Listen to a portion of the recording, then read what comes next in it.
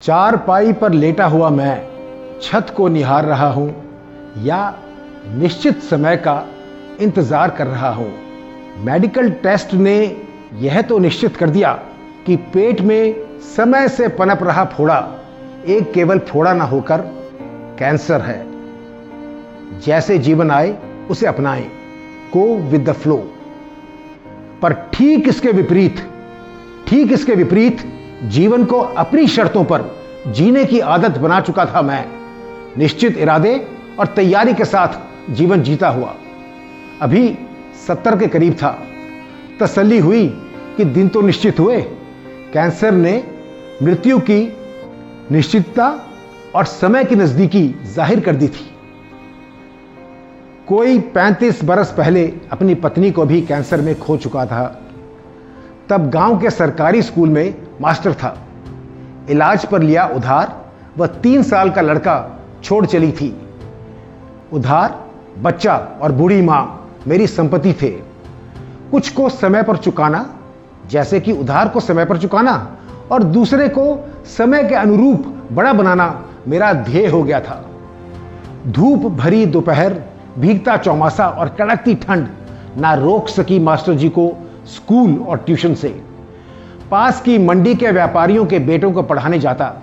एक घर से दूसरे, फिर तीसरे चौथे को करता। जब शाम गांव पहुंचता तो बेटा तो सो चुका होता और मां हर रोज नई बहू लाने की रट लगाए बैठी होती। बेटे को कुछ बनाने का स्वप्न व इरादा इतना मजबूत था कि नई पत्नी का विचार मैंने पनपने ही नहीं दिया। बेटे को डॉक्टर बनाने का सपना तो पूरा नहीं हो सका, पर वेटरनरी डॉक्टरी में उसे जगह जरूर मिल गई। मेरी लग्न और नए उधार ने उसे दिलाई अमेरिका की पोस्ट ग्रेजुएशन, पीएचडी की डिग्री और संभ्रांत परिवार से पत्नी। शादी के तुरंत बाद ही बेटा बहू सहित वापस चला गया अमेरिका, धन कमाकर उधार चुकता करने की कहकर। पर आने वाले समय में उधार तो मैंने ही सहर्ष चुकता कर दिया और इसी खुशी से जी रहा था कि दुख सुख में बेटा है देखभाल करने के लिए। डॉक्टर ने बताया था कि जल्दी ऑपरेशन ना करवाया तो कैंसर का फोड़ा फट सकता है।